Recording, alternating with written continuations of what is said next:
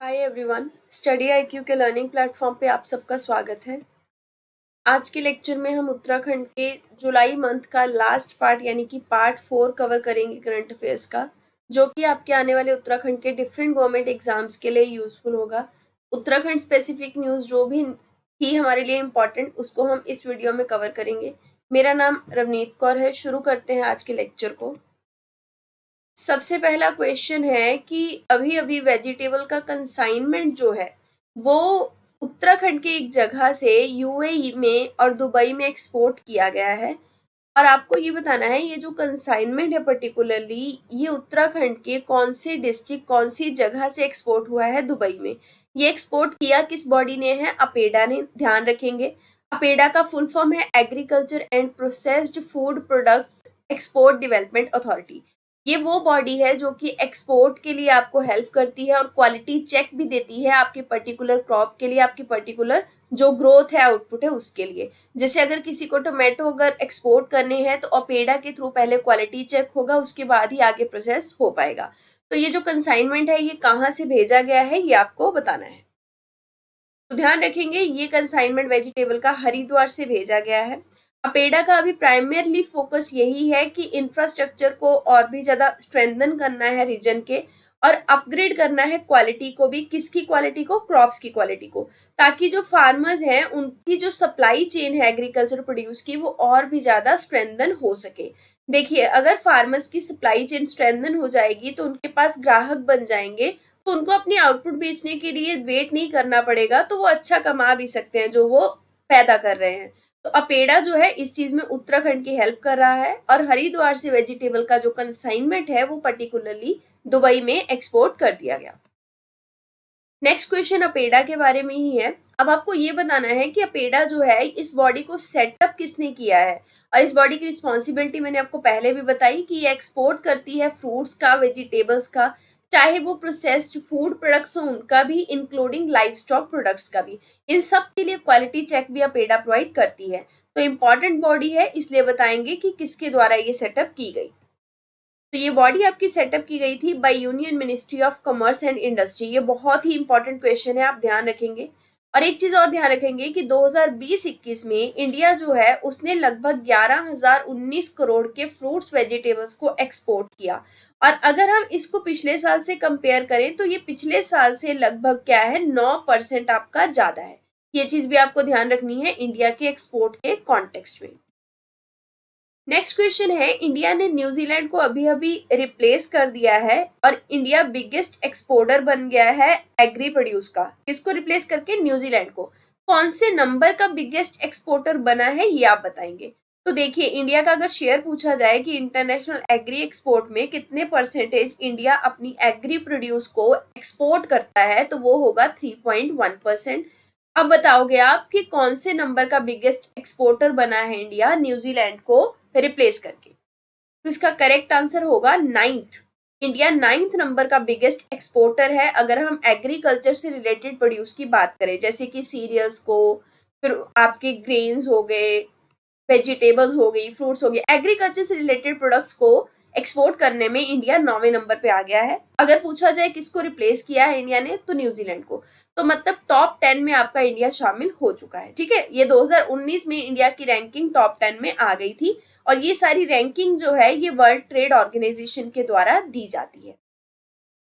Next question है, Uttarakhand education department अभी कुछ प्राइमरी स्कूल को डेवलप करने के बारे में विचार कर रहे हैं गवर्नमेंट। और ये विचार क्या किया जा रहा है कि ये जो प्राइमरी स्कूल हैं ये अटल उत्कृष्ट विद्यालय के फीडर स्कूल के रूप में काम करेंगे।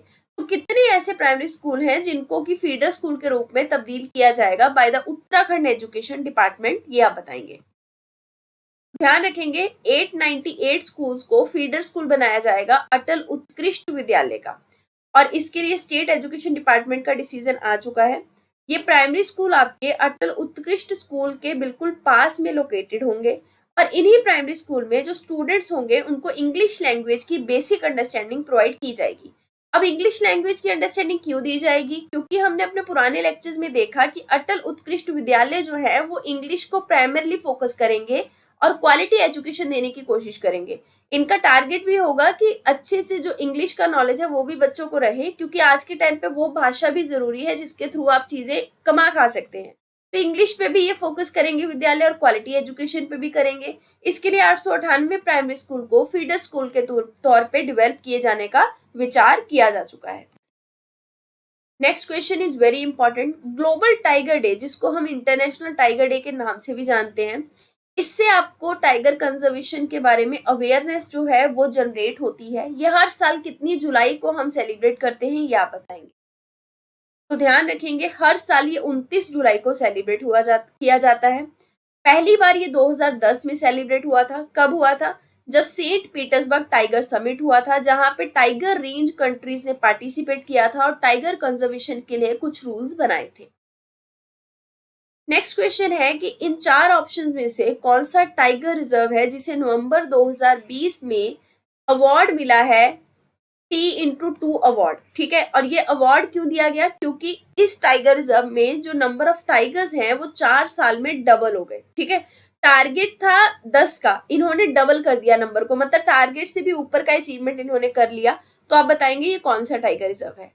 तो T/2 अवार्ड आपका पीलीभीत टाइगर रिजर्व को मिला है। ये आपका उत्तर प्रदेश में है। ध्यान रखेंगे, पीलीभीत टाइगर रिजर्व ऐसा पहला रिजर्व है जिसको कि 13 टाइगर रेंज कंट्रीज में ये अवार्ड दिया गया। ये 13 टाइगर रेंज कंट्रीज वही कंट्रीज हैं जिन्होंने सेंट पीटर्सबर्ग में पार्टिसिपेट किया था। ये जो रिजर्व है यहाँ पे 25 टाइगर थे 2014 में, और अब इनका नंबर डबल से भी बढ़ गया। देख रहे हो, डबल होता है 50, यहाँ पे 65 हो गया इनका नंबर 2018 में। तो इसकी वजह से पीलीभीत टाइगर रिजर्व को एक इंटरनेशनल रिकग्निशन जो है वो मिल चुका है, ये आप समझ सकते हैं। नेक्स्ट क्वेश्चन भी इंपॉर्टेंट है।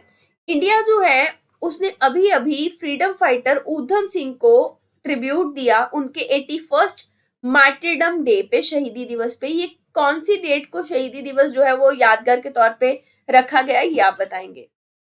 तो ध्यान रखेंगे 31 जुलाई को ये शहीदी दिवस जो है उनका शहादत दिवस पे उन्हें याद किया गया। और ये जो रेवोल्यूशनरी थे आपके ऊधम सिंह, इन्हीं के नाम पे ऊधम सिंह नगर भी है उत्तराखंड में, तो हमारे लिए इंपॉर्टेंट है। अगर साल पूछा जाए तो 1940 साल, मतलब 31 जुलाई 1940 में ये शहीद हो गए थे, ये आप ध्यान रखेंगे। अब नेक्स्ट क्वेश्चन ऊधम सिंह जी के ही रेफरेंस में है, इंपॉर्टेंट है। आपको स्टेटमेंट को कंसीडर करना है और बताना है करेक्ट ऑप्शन। सबसे पहला कहता है कि वो पॉलिटिकल एक्टिविस्ट थे और इन्होंने गदर पार्टी को भी ज्वाइन किया था जब ये यूएस में थे। ये पॉइंट सही है। सेकंड पॉइंट कहता है कि 1934 में जब ये लंदन चले गए और इनका पर्पस क्या था? डायर को मारना। वो डायर जो कि जलियांवाला बाग में फायरिंग के लिए रिस्पॉन्सिबल था। तो देखिए, ध्यान रखेंगे, सेकंड पॉइंट गलत है। आपको करेक्ट ऑप्शन बताना है वन ओनली। अब सेकंड गलत क्यों है इसको देख लेते हैं एक बार। देखिए, ये बात सही है कि वो 1934 में लंदन गए थे, लेकिन डायर की स्पेलिंग ध्यान रखेंगे। जो DYER डायर है वो डायर थे जिन्होंने फायरिंग की थी। ये उनको मारने के लिए नहीं गए थे, ये गए थे ओ डायर को मारने के लिए, क्योंकि जब फायरिंग हुई थी उस टाइम पे ओ डायर जो थे वो लेफ्टिनेंट गवर्नर थे पंजाब के। तो इन्हें लगता था कि उन्हीं की मतलब निग्लिजेंस की वजह से ये जो है गोलीकांड हुआ, तो इसलिए इन्होंने निश्चय किया था कि मैं ओ डायर को मारूंगा। तो ध्यान रखेंगे, ओ डायर को ऊधम सिंह जी ने मारा था, ना कि डायर को। ठीक है, डायर वो थे जिन्होंने गोलियां चलाई थी। ओ डायर, डब्ल्यू जहां आ जाएगा वो डायर हैं जो कि उस टाइम पे लेफ्टिनेंट गवर्नर थे पंजाब के। तो इसलिए इनको मार दिया इन्होंने, फिर उसके बाद इनकी डेथ हो गई थी ऊधम सिंह जी की। नेक्स्ट क्वेश्चन है, उत्तराखंड टूरिज्म डेवलपमेंट बोर्ड ने किसके साथ मेमोरेंडम ऑफ अंडरस्टैंडिंग साइन किया है ताकि एडवेंचर टूरिज्म को प्रमोट किया जा सके उत्तराखंड में? तो आपका करेक्ट आंसर होगा option number 3, Nehru institute of mountaineering. देखिए, एडवेंचर टूरिज्म को प्रमोट करने के लिए ट्रैकिंग ट्रैक्शन सेंटर जो है और उत्तराखंड टूरिज्म डेवलपमेंट बोर्ड जो है, इन सब ने नेहरू इंस्टीट्यूट ऑफ माउंटेनियरिंग के साथ मिलके मेमोरेंडम ऑफ अंडरस्टैंडिंग साइन किया। इस MOU में ये भी लिखा गया जो भी एक्सपीरियंस्ड ट्रेनर्स हैं नेहरू इंस्टीट्यूट के, वो सब क्या करेंगे? प्रैक्टिकल ट्रेनिंग देंगे स्टेट के यूथ को, किस किस में? ट्रैकिंग में, हाइकिंग में, और भी एडवेंचर टूरिज्म से एसोसिएटेड चीजों में। कि एडवेंचर टूरिज्म के टाइम कोई दुर्घटना होनी हो तो मेडिकल एस्पेक्ट उन्हें सिखाया जाएगा, कैसे मेडिकल एड प्रोवाइड करना है। तो इसलिए नेहरू इंस्टीट्यूट ऑफ माउंटेनियरिंग के साथ मिलकर ये MOU साइन किया गया है। नेक्स्ट क्वेश्चन है, उत्तराखंड गवर्नमेंट ने, अब आपको ये बताना है कि कौन सा सेक्शन जो है वो इंसर्ट किया है यूपी म्यूनिसिपैलिटी एक्ट में, जिससे कि उत्तराखंड गवर्नमेंट को ये पावर मिल गई है कि वो किसी भी एरिया को जो म्यूनिसिपल कॉर्पोरेशन, काउंसिल या नगर पंचायत के अंडर हो, उसको वो स्लॉटर फ्री जोन डिक्लेयर कर सकते हैं। स्लॉटर फ्री मतलब अब वहां पे कैटल वगैरह जो है, जो भी पशु है, उनको मारा नहीं जा सकता। तो ये जो एक्ट है यूपी म्यूनिसिपैलिटी एक्ट, ये एक्ट उत्तराखंड में भी लागू है। इसका एक सेक्शन है 237A। इस 237A को उत्तराखंड गवर्नमेंट ने अभी अभी इंसर्ट किया है ताकि वो खुद को पावर दे पाए स्लॉटर फ्री जोन डिक्लेयर करने की किसी भी रीजन को। एक्चुअल में इसके रिगार्डिंग उत्तराखंड के हाई कोर्ट ने बोला भी है कि आप किसी भी एरिया को स्लॉटर फ्री जोन डिक्लेयर नहीं कर सकते और आपके पास राइट नहीं है कि आप किसी को नॉनवेज खाने से रोको, क्योंकि इसी के रिगार्डिंग मुद्दा चल रहा था। इस एक्ट के रिगार्डिंग पिटीशन भी फाइल हुई है, ये जो सेक्शन है। तो ध्यान रखेंगे ये सेक्शन जो है अभी अभी इंसर्ट किया गया है by the Uttarakhand government. Next question है, पिथौरागढ़ बेस्ड बॉक्सर हैं जिनका नाम है निवेदिता कार्की। इन्होंने 4th youth national boxing championship में कौन सा मेडल जीता, ये आप बताएंगे। और अगर पूछा जाए कि 4th youth national boxing championship कहाँ पे हुई कंडक्ट, तो ये सोनीपत हरियाणा में कंडक्ट हुई। इन्होंने कौन सा मेडल जीता है, गोल्ड मेडल। ध्यान रखेंगे अगर पूछा जाए निवेदिता कार्की उत्तराखंड की कौन से फील्ड से एसोसिएटेड है, कौन से खेल से, तो बॉक्सिंग से, और ये पिथौरागढ़ की रहने वाली है। नेक्स्ट क्वेश्चन है, चीफ मिनिस्टर पुष्कर सिंह धामी ने एक बहुत बड़ा रोड शो जो है वो अपने होम डिस्ट्रिक्ट में रखा। ये होम डिस्ट्रिक्ट आप बताएंगे इनका कौन सा होम डिस्ट्रिक्ट है। देखिए अभी अभी ये सीएम बने हैं, इनके रिगार्डिंग आपको बहुत सारी इन्फो पता होनी चाहिए। हमने अपने प्रीवियस लेक्चर्स में भी इनके ऊपर क्वेश्चंस किए। तो ध्यान रखेंगे इनका जो होम डिस्ट्रिक्ट है वो ऊधम सिंह नगर है, वहां पे इन्होंने रोड शो कंडक्ट किया। नेक्स्ट है जखौली तहसील, ये न्यूज में थी, तो ये कौन से डिस्ट्रिक्ट में है उत्तराखंड के, ये आप बताएंगे। ये जो तहसील है पर्टिकुलरली ये आपकी रुद्रप्रयाग डिस्ट्रिक्ट में है, ये आपको ध्यान रखना है, इंपॉर्टेंट क्वेश्चन है। एक्चुअल में इस तहसील के पास क्या हुआ है, एक मैन ईटर लेपर्ड जो है वो सपोर्ट किया गया, वहां पे देखा गया और उसने वहां पे एक दो लोगों को शायद मारा भी, इस वजह से ये तहसील जो है वो न्यूज में थी। नेक्स्ट क्वेश्चन है, कौन सी ऐसी रिवर है जो अब नमामि गंगे प्रोग्राम के तहत कंजर्व की जाएगी उत्तराखंड ने, और सेंट्रल गवर्नमेंट ने ये डिसीजन जो है वो अभी अभी लिया है। ध्यान रखेंगे ये रिवर आपकी चंबल है, जिसको नमामि गंगे प्रोग्राम के तहत अब क्या किया जाएगा, कंजर्व किया जाएगा, इसकी रक्षा की जाएगी। और ये जो डिसीजन है इसके लिए यूनियन मिनिस्ट्री ऑफ जल शक्ति और WII wild life institute of India ये दोनों सपोर्ट प्रोवाइड करेंगे। देखिए उत्तराखंड की बॉडी इन्वॉल्व है WII, तो हमारे लिए क्वेश्चन इंपॉर्टेंट है। चंबल रिवर के आप बोल सकते हो रिस्टोरेशन के लिए और कंजर्वेशन के लिए WII और मिनिस्ट्री ऑफ जल शक्ति मिलकर प्रयास करेंगे। चंबल इकलौती ऐसी रिवर है जो पूरे राजस्थान से पास होके जाती है और यहाँ पे आपको एक्वेटिक एनिमल्स और बहुत सारे ऐसे जीव जंतु देखने को मिलते हैं जो कि हमारे इन्वायरमेंट के लिए, बायोडाइवर्सिटी के लिए इंपॉर्टेंट है। तो इसलिए अब चंबल को नमामि गंगे प्रोग्राम के तहत एनरोल किया जाएगा। Next question wild life institute of India पे ही है, क्योंकि न्यूज में आया, पीछे हमने देखा चंबल रिवर के कंजर्वेशन के लिए। तो अब आपको करेक्ट ऑप्शन बताना है इस इंस्टीट्यूट के कॉन्टेक्स्ट में।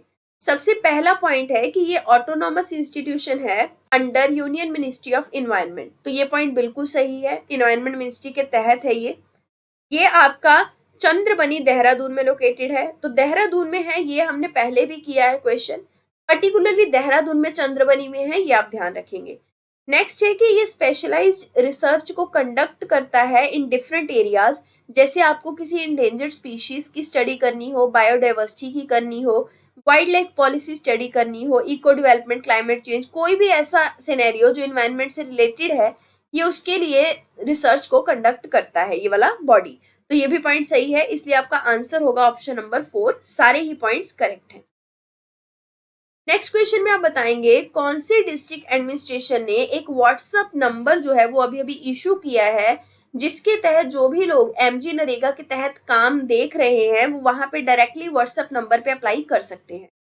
तो ये आपका इंपॉर्टेंट क्वेश्चन है, इसे मार्क कर लीजिए। नैनीताल डिस्ट्रिक्ट एडमिनिस्ट्रेशन ने अब जो MG नरेगा के तहत एनरोलमेंट होगा कि मुझे काम चाहिए और आपको MG नरेगा के तहत जाके एनरोल करना है, तो आप डायरेक्टली इस व्हाट्सएप नंबर पे अप्लाई कर दीजिए, आपका एनरोलमेंट हो जाएगा। और डिस्ट्रिक्ट एडमिनिस्ट्रेशन नैनीताल ने ये भी क्लेम किया है कि ये पूरे स्टेट में, उत्तराखंड में एक पहला ऐसा इनिशिएटिव है जो कि लिया गया है डिस्ट्रिक्ट लेवल पे, और ये नैनीताल ने लिया है। नेक्स्ट क्वेश्चन है, उत्तराखंड में एक डॉपलर रडार जो है वो अभी नैनीताल के मुक्तेश्वर में फंक्शनल है। देखिए हमने पढ़ा था कितने डॉपलर रडार जो है वो लगाए जाएंगे, तो मुक्तेश्वर वाला फंक्शनल हो चुका है। दूसरा वाला मसूरी के पास कौन सी जगह में लगाया जा रहा है ये आप बताएंगे। तो ध्यान रखेंगे सुरकंडा में आपका दूसरा डॉपलर रडार जो है वो लगाया जाएगा। और अगर पूछा जाए ये डॉपलर रडार कौन से प्रोजेक्ट के तहत लगाए जा रहे हैं, तो इंटीग्रेटेड हिमालयन मेट्रोलॉजिकल प्रोजेक्ट के तहत 3 डॉपलर रडार उत्तराखंड में लगाए जाएंगे। पहला आपका नैनीताल मुक्तेश्वर में हो गया, दूसरा आपका सुरकंडा में, और थर्ड का देख लेते हैं। देखिए थर्ड पे क्वेश्चन है कि उत्तराखंड जल्द ही अपना थर्ड जो डॉपलर रडार है वो भी लगाएगा। कहाँ पे लगाएगा? लैंसडाउन में। पर्टिकुलर एरिया बताएंगे लैंसडाउन का जहां पे ये लगेगा। इस डॉपलर रडार का पर्पस क्या होगा? अगर कोई भी प्रेसिपिटेशन है हवा में, बादल जैसे अचानक से फट जाता है, हमें नहीं पता लगता कि बादल पानी से भरा है, तो ये डॉपलर रडार जो है ये वेदर सिचुएशन को अच्छे से मॉनिटर करेंगे और ऐसी सिचुएशन को प्रिवेंट कर सकेंगे। इसलिए ये रडार लगाए जा रहे हैं ताकि कोई भी डिवास्टेशन ना हो पाए। तो ये थर्ड डॉपलर रडार आपका कहाँ पे लग रहा है? पौड़ी गढ़वाल में, पर्टिकुलरली लैंसडाउन में। एक बार ये फंक्शनल हो जाएगा तो जो आपका गढ़वाल रीजन है और आसपास के डिस्ट्रिक्ट जैसे कि रुद्रप्रयाग और चमोली, इन जगह पे भी ये प्रॉपर तरीके से वेदर फॉरकास्ट की फैसिलिटी दे पाएगा। तो इसी के साथ ये लेक्चर जो है ये खत्म होता है। अगर आपकी क्वेरी हो तो आप इन कॉन्टेक्ट नंबर्स पे कॉन्टेक्ट कर सकते हैं। पढ़ते रहिए। All the best. Thank you very much.